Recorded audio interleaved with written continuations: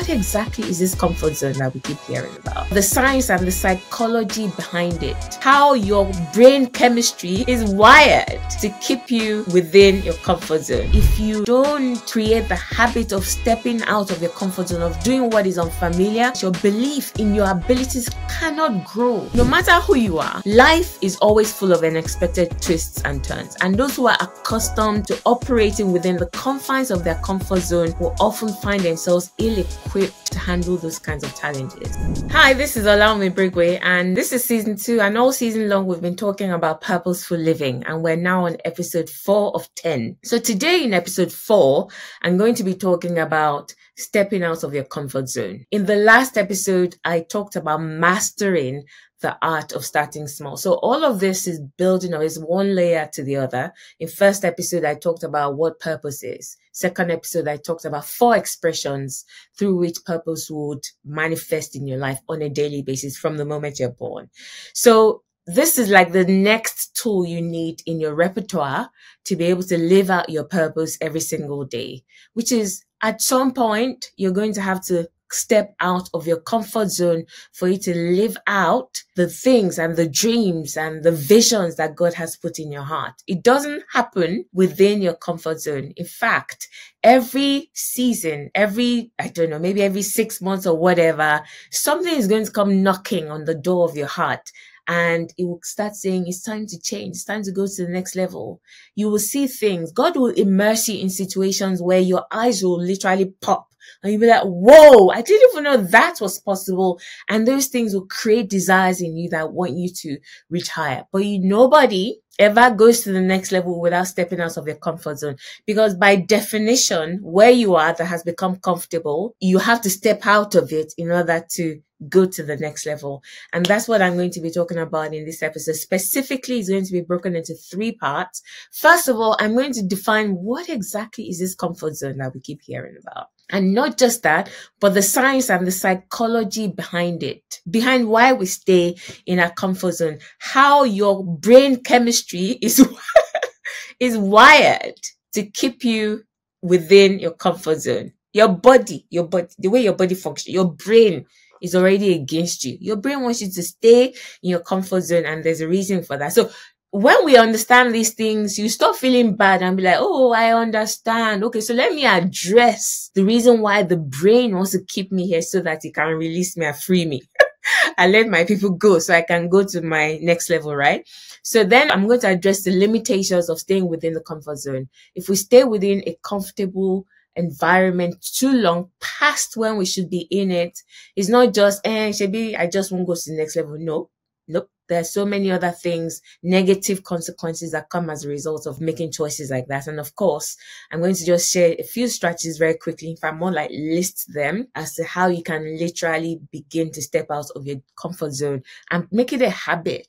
So this is not just a once in my life, I'm going to just, quit my job and go and start that business. Not necessarily. We're saying become the kind of person that steps out of the comfort zone. Because if you become that kind of person, when you recognize opportunities that are currently outside of your comfort zone, you're more likely to jump at them.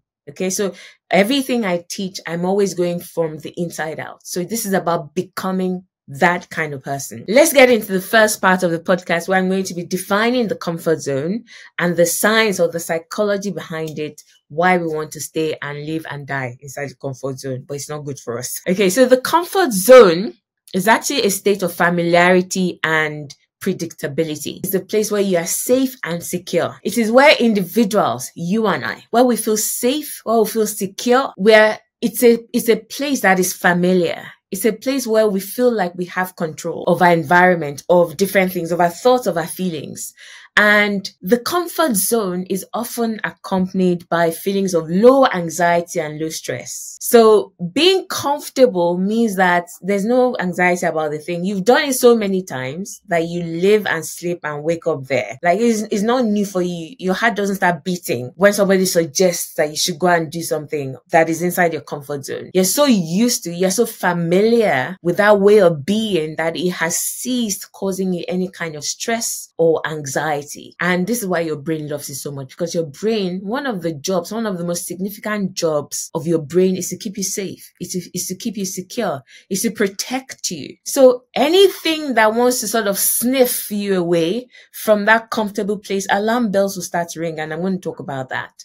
When we're in a comfort zone, we typically engage in behaviors that are routine and predictable. We engage in behaviors that are associated with feelings of, again, security and comfort. Security and comfort are wonderful until they become the things that are choking us. Because you can get to the point where you strive for security and for comfort. Let's say in your career, when you first entered into the job market, you could barely afford to get on the bus to go to work. You could barely afford to do this, barely afford to do that. But now you're earning a lot of money in the sense that you can pay this bill. You don't have to think about it to do this, or you can afford to live in a kind of house or drive this kind of car, etc., etc., etc. It's quite comfortable. Your bills are met. You don't have to scrape coins together to go and pay the electricity bill. You've entered into a good measure of comfort and security. Now that's beautiful and something that you aim for, and your brain also helped you get to that point. However, in order for you to live out the next stage of your purpose, something somewhere will require you to sacrifice that security or that comfort, at least to an extent. You will need to sacrifice a degree of it to be able to step into what that next level is asking for you.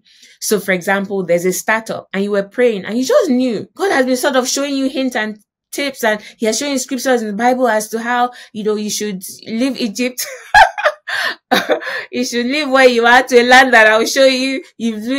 Story of Abraham has been resonating with you up and down, up and down. You've seen it everywhere. Every time you open your Bible, you see it. You have random conversations with people and they just start talking about this person that left their cushy jobs to can start so I'm join the startup or start, and you'll be hearing it. And there's peace and conviction in your heart. And when the opportunity comes knocking, you're like, when you think about the comfort and the security, even your brain will send alarm signals that no, don't you dare. Do you see what I mean? So your whole body is wired for security and comfort. In fact, it is the reason why God told the Israelites that when you get into the promised land and you possess the land, do not forget the Lord your God. It's very easy to do. Honestly, we're all susceptible to this thing. So don't forget. Don't get so comfortable and so secure in all the external provision that you're not like, Jehovah. Like, who is Jehovah again? It's okay to go and worship Baal and all those kinds of things we start saying to ourselves, right? Why do I need to pray in the morning again? It's cold. At least God understands. If I just mumble a few sentences, it's okay. Meanwhile, when you were uncomfortable and quote unquote insecure in the sense that you were barely making ends meet and you're like, I want to enter into the place where financially we're just safe and secure. You were praying. You were making declarations, making intercession that this next level of job is going to come. This thing is going to happen. And then when it happens, you're like, So, do you understand? Every single one of us were susceptible to it. Let's look at the science behind this thing. Like I said, there's a science behind it in terms of your chemistry. One of which is the brain's reward system. So when we engage in behaviors that are familiar and predictable, your brain releases dopamine, a neurotransmitter that is associated with pleasure and reward. Now, the release of this dopamine reinforces these behaviors and makes it more likely for you to repeat them in the future. So when we do things that are comfortable, that don't threaten our security or make us feel unsafe, dopamine is released. And you're just like, oh, this is nice. Oh, this is nice.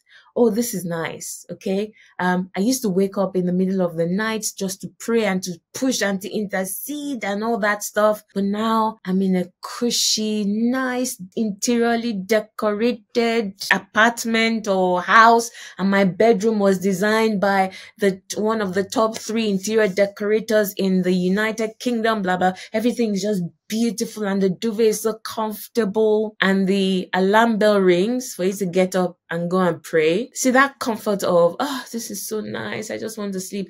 It's releasing it's releasing dopamine. In fact, let me tell you exactly.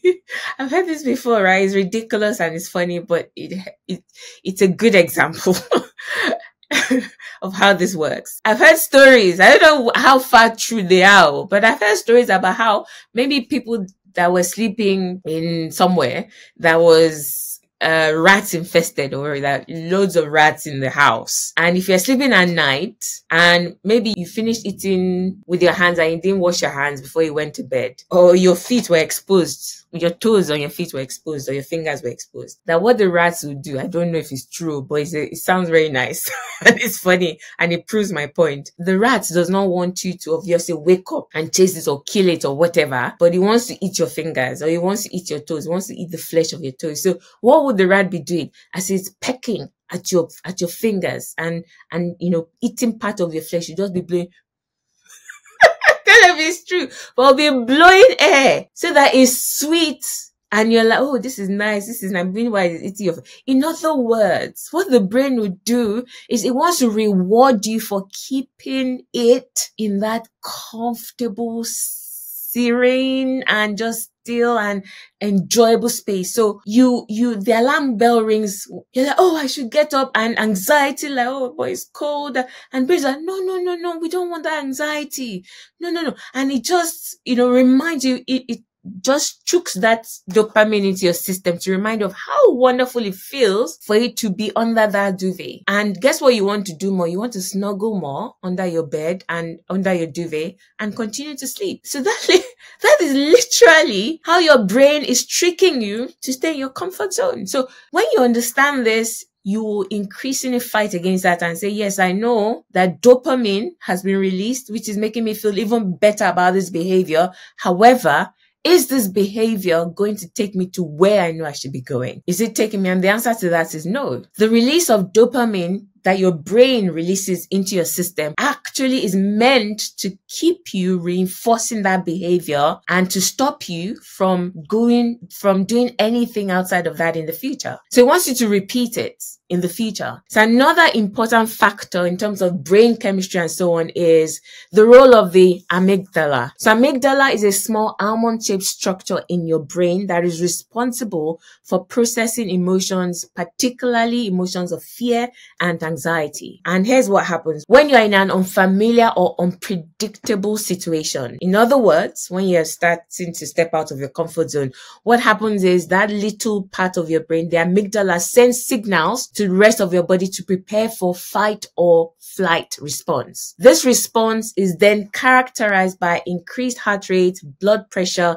and breathing, as well as feelings of anxiety and fear. In other words, every time you want to venture outside of the unfamiliar, the amygdala will raise alarm bells and say, stop her, stop her, stop her, stop her. How? It will release chemicals of fear and anxiety and increased heart rate, and your breathing becomes labored and so on. Why do you think people have panic attacks? For example, someone that is afraid of flying that millions of people do every day. They could be absolutely 100% fine, and then they see an aircraft, somebody says, go and get on that airplane, and all of a sudden their breathing becomes labored. They are having a panic attack because the amygdala is saying, danger, danger, danger, don't go near there, don't go near there. What am I saying? I'm saying simply because your emotions or your body or whatever is responding this way does not mean you should not override. In fact, you must learn how to override it, which is what we're talking about in today's episode. So why should you train yourself to become the kind of person that steps out of your comfort zone? Why? What are the benefits of doing that? I've already tried to establish that in order for you to live out your full purpose, to fulfill your potential on this earth, in any endeavor you find yourself in anything you put your hands to, you must cultivate the habit of stepping out of your comfort zone. It's a requirement.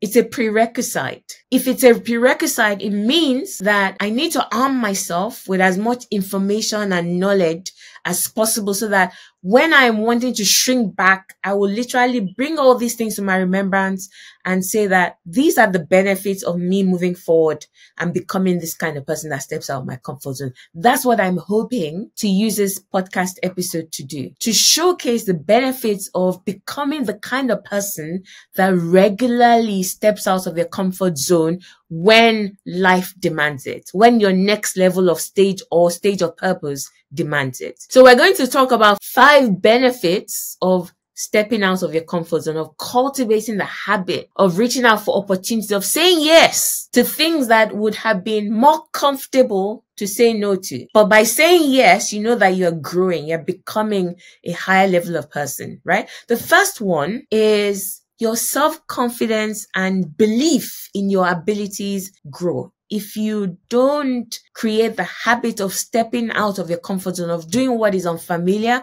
uncomfortable, this is why people struggle with self-confidence, because they never say yes to anything that is uncomfortable, to anything that's going to take them out of their comfort zone. But actually, the way you develop confidence in yourself for that thing is by stepping out. Let's talk about public speaking, for example, or any kind of speaking. They say, oh, go and present to the team what you found by carrying out that study.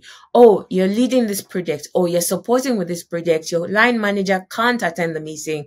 Can you go and present to everyone what you found out? And you'd be surprised how many of us will raise up our job description and say, nope, that's not my job. That's not within my job description. I'm not doing that. It's fear that's talking, because you're like, oh my God, what if I go there and my brain just scatters? I can't hear anything. I can't see anything. I just forget. What if I go and start stuttering and I go and embarrass myself? And guess what? Your brain, remember, is helping you. Amygdala is saying, alarm bells is pumping things that are raising your temperature, raising your breathing rates, raising your heartbeat.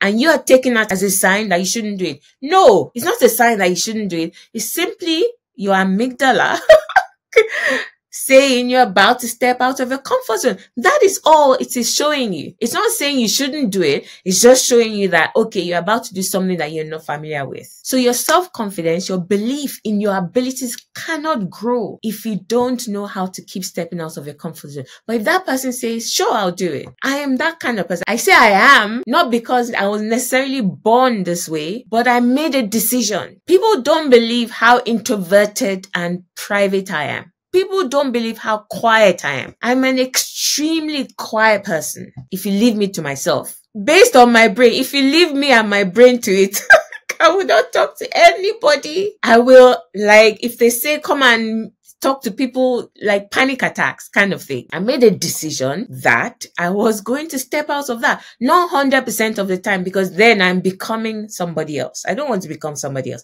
I like me. However, when occasion demands it, I'm not going to sit back and run away and say, no, I don't want to talk to people. Oh, I don't want to speak to anyone. Oh, I don't want to see anybody. No, I don't want to maintain eye contact. No, I'm not going to do that. When occasion demands, I'm going to step up and I'm going to show up the way I'm meant to show up. So it's a decision. Do you see what I mean? And this person makes a decision and says, sure, I'll do it. Even though amygdala is doing its job and your heart is beating. Bah, bah, bah, bah, bah, bah. Your breathing is increasing like, oh my God, oh my God, oh my God. It's just trying to tell you that it's unfamiliar. That is all. Don't take it in any other way. Don't take it as validation to run away. Please don't run away. Because if that person takes up that opportunity, presents, the next time they do it is going to be easier, and the next time and the next time. And if they really believe that, do you know what? I want to master this thing. They can actually become a master. They can get to the point where they are standing and they can present, and people will be like, wow, you're such a great presenter. You're such a great orator. They won't know that when you started your amygdala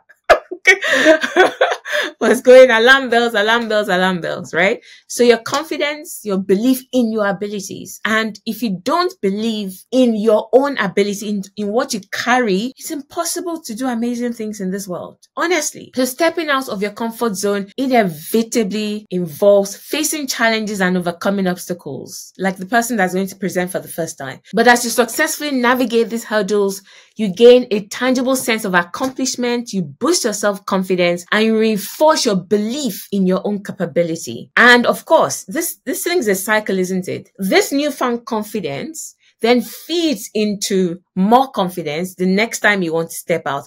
And it will come to a time where somebody says, go and present to this group or present to the entire company. With C-suite present, your amygdala is silent because it is no longer unfamiliar. In fact, dopamine is then released by your brain to cheer you on, to say, yay, we like doing this one. The second reason, the second benefit of becoming the kind of person that steps out of your comfort zone habitually is you increase your resilience and your ability to handle challenges. And these things sort of feed into each other. Resilience means being knocked down and you get back up. You just bounce back. So resilience is bounce back ability. Being able to bounce back when life knocks you down, when challenges knock you down. No matter who you are, no matter how high up you are or low whatever, life is always full of unexpected twists and turns. And those who are accustomed to operating within the confines of their comfort zone will often find themselves ill-equipped to handle those kinds of challenges. You never push yourself. And I say this a lot in parenting, that for a lot of us now, many of the people that are listening to me, you're comfortable to the point that you can provide a good level of comfort for your children. So your children will not say things like, oh, I don't have 3 square meals, there's no money. Largely the people that are listening to me, that's not your case. That's not your situation. In fact, it is the child eating 10 times a day, so that's a problem. You're now thinking, let's put this child on diet. It's very rare that you find a situation where a child is deprived and they're having, as a result of the circumstances that they're in, that life has brought to them,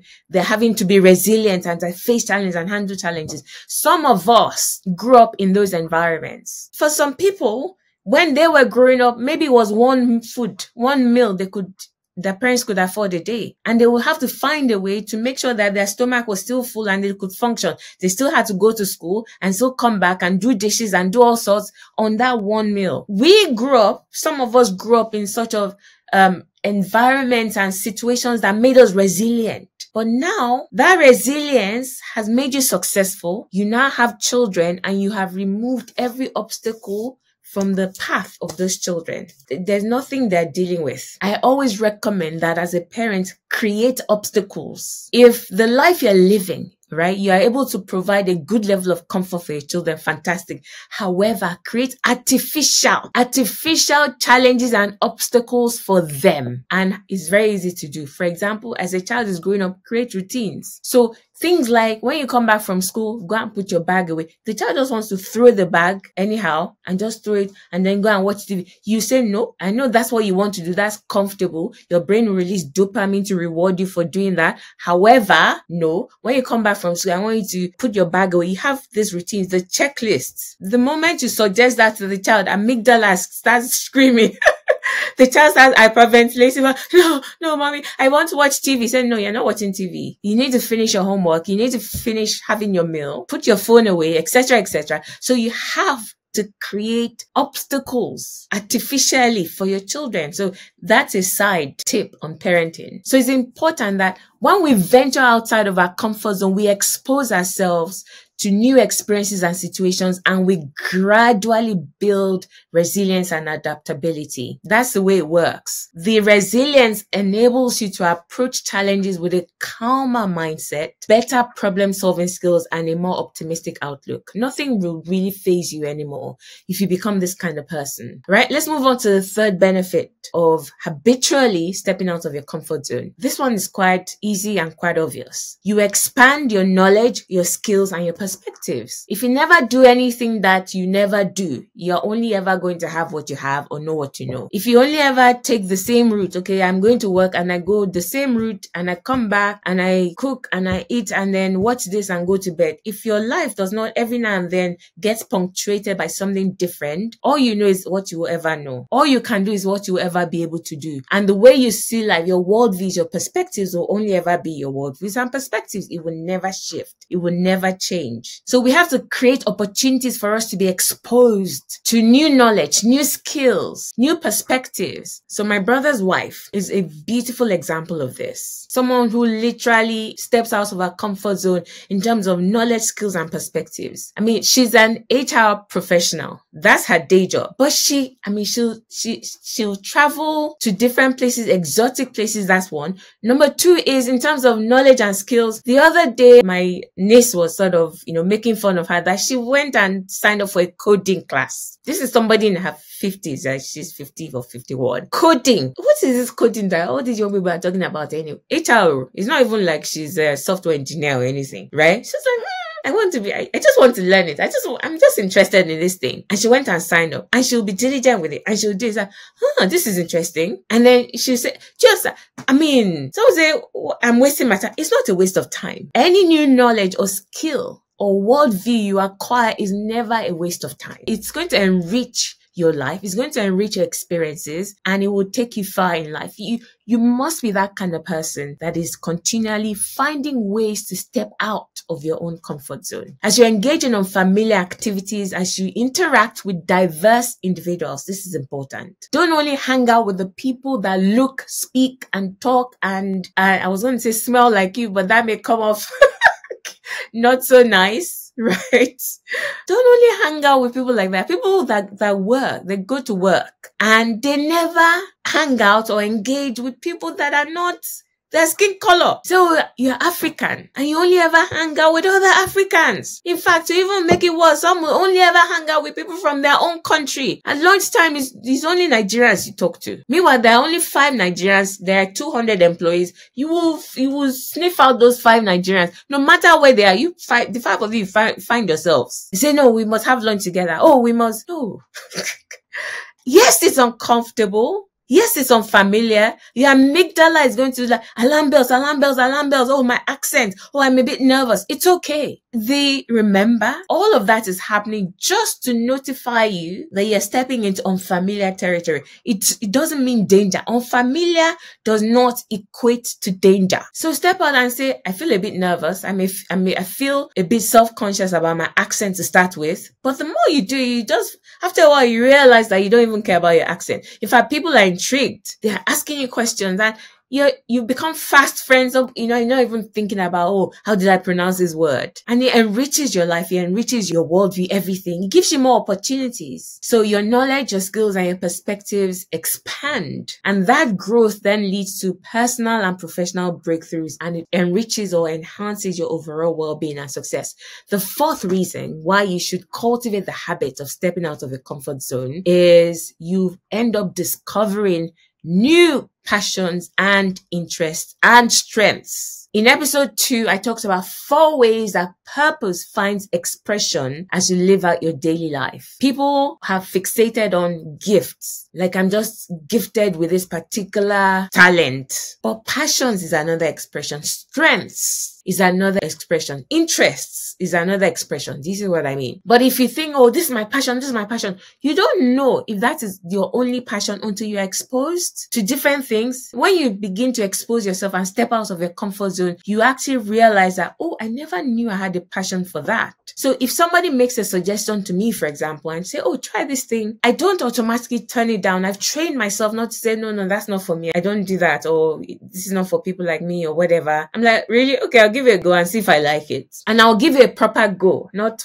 toe dipping. I don't toe dip. So if I'm going to give something a go, I'm going to give it a proper go to find, just in case it's my passion. I remember there was a time where the suggestion, I don't even know how this suggestion came to me now. This was many years ago, probably about 15 years ago, that, sewing, I should make things with my hands. I thought, oh, okay, that could be interesting. I already had this idea that, okay, maybe, design stuff and then make it, not necessarily to make a business out of it. So it wasn't like an innate gift or talent. Some people just, from when they're young, they're sewing stuff. And no, for me, I was like, it could be an interest. And I signed up for a class. In fact, I remember then I went to my local community college and they had these adult evening classes. After my 9 to 5, I think once a week, I would drive down and I'll go and take this 2-hour or 3-hour class. I think it was a 6-week course or something on how to sew. I mean, I gave it a proper go. Imagine after coming back from work, after doing everything I needed to do in the evening, and then getting in the car again to drive down to go and take an adult. So that's commitment, right? I gave it a proper go. But by the end of the thing, I was like, no. This is not a passion for me to pursue. I have very little passion for this. But did it add to my life? 100%. There's skills that I picked up. It added to my life. And it also reinforced this idea in me that there's nothing you can't do. So even though it didn't end up being, oh wow, you discovered that you have a huge passion and underlying gift for sewing and designing, and wow, you're not a global fashion design icon. No, it didn't work out that way. However, a couple of things happened. Number one, it reinforced to me that I'm not afraid of anything, because that first class, it wasn't easy. I'd never sewed anything in my life, maybe except home economics class in first 1 or 2 years of secondary school, age 10, age 11. That is as far as I had never done any kind of sewing. And then I'm going into a class where there are other people and I'm a complete novice. It was scary, but I did it. So because I did, I reinforced that, allow me, there's nothing you should be afraid of. In fact, I ended up enjoying it. I just felt like it is not something that I'm passionate about, but I did enjoy it. And the second is I picked up a skill. And the third is I picked up relationships as a result of doing that. So it's always worth it. When you explore like this, when you open yourself up to exploring, it will lead to the discovery of hidden passions and talents that will bring you joy and fulfillment and a sense of purpose to your life. So I have other examples where I tried something and literally was like, whoa, I found the joy of my life. And till today, it's still something that I'm passionate about. Like writing. Prior to me starting that blog, so in the last episode, I talked about how I just thought I want to write about my experiences as a newly married woman, and I just started blogging. I discovered how much I love writing and how good I am, how talented I am at writing. Till today, I'm still writing. It's not a passion. Just for me, venture and say, what's this blog thing that people are doing? Let me even give it a go. Do you see what I mean? And of course, the last one is you attract opportunities for personal and professional growth when you try new things. Opportunities will come your way. The opportunities that were hiding on the other side of your comfort zone, that unless you venture outside of your comfort zone, regardless of what your brain or your amygdala are doing. So the brain is releasing dopamine to remind you that it's very sweet here. It's like the mouse that's blowing air. While it's chopping, it's literally eating your flesh, it's blowing the air. Your brain is saying, it's releasing dopamine to say, oh, this is nice, just stay here, just stay under the duvet. And on the other side, your amygdala, every time you say, let's even try and see what's happening there, is stirring up emotions of fear and anxiety and increasing your heartbeat and your heart rate and all that.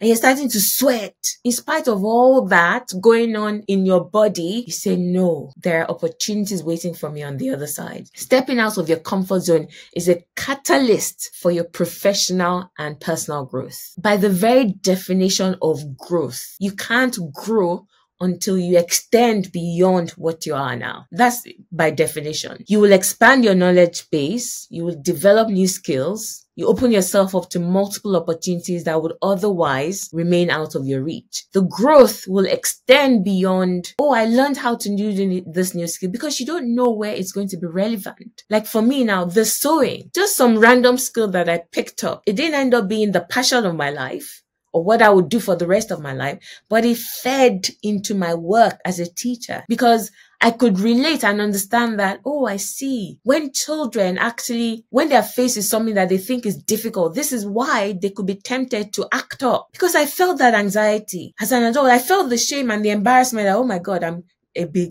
as old as you are.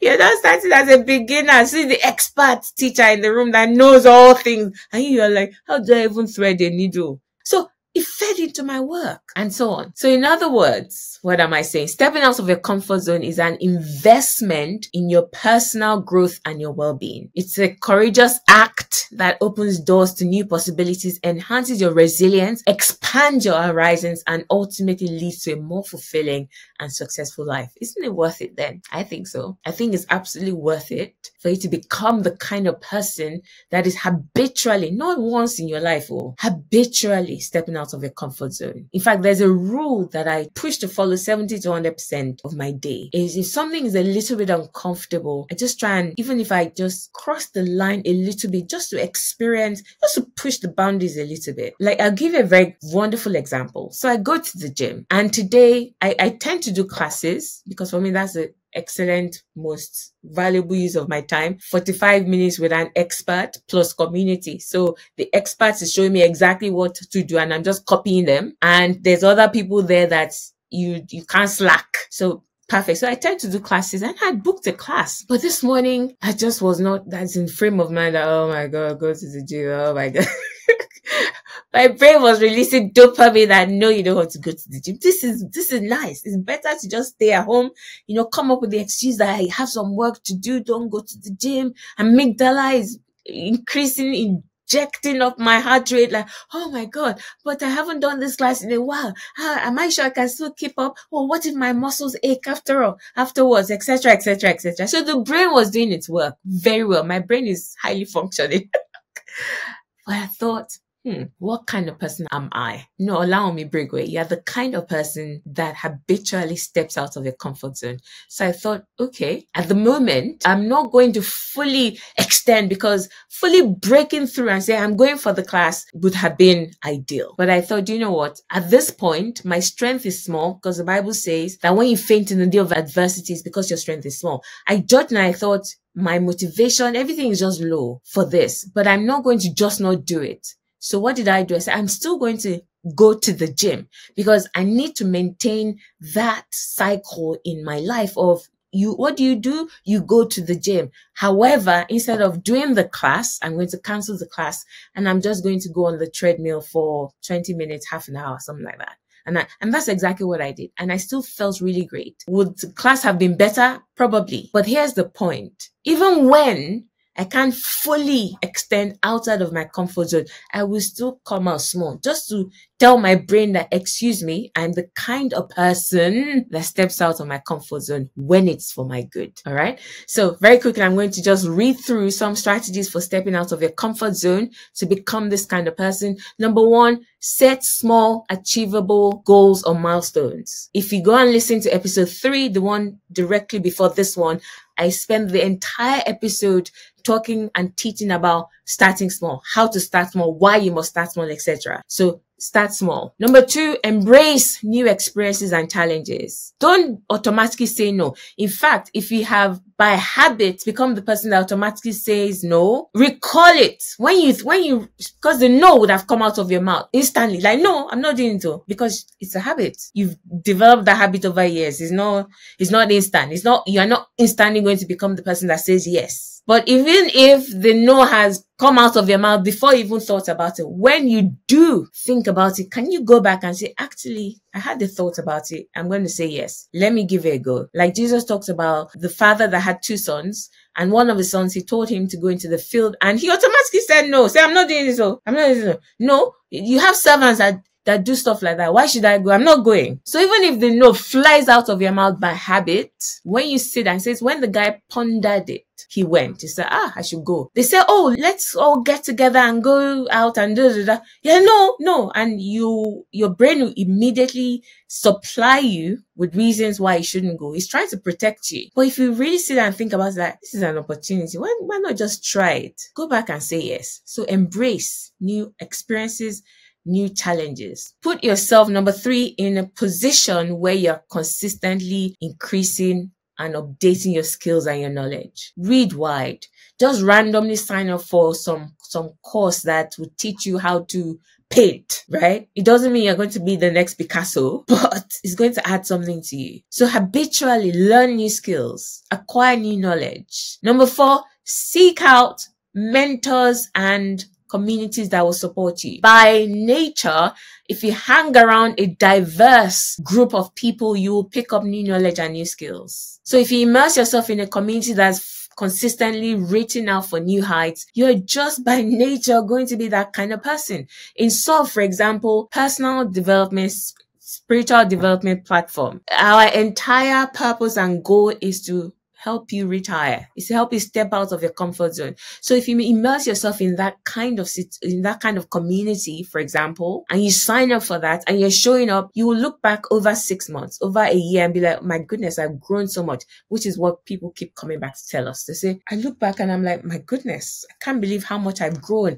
in all areas of my life. So immerse yourself in communities like that, and also get a mentor, because a mentor is going to keep calling you higher. And the last one, the 5th one, is cultivate. So mindset is very important. Cultivate a positive mindset that sees challenges as opportunities for growth. Because if every time your amygdala hikes up your breathing and your heart rate, and it's stirring up feelings of emotions and anxiety and fear and all those things, because there's a challenge, like, oh, I don't want to face this challenge. It's better to just go back and hide. It's better to just say no. It's better to just abandon the things. It's better to just give up. If you see challenges and you run away, clearly you're not going to live out your full purpose on this earth. So you have to reframe it. And if you study your Bible from front to back, up and down, if there's one theme that is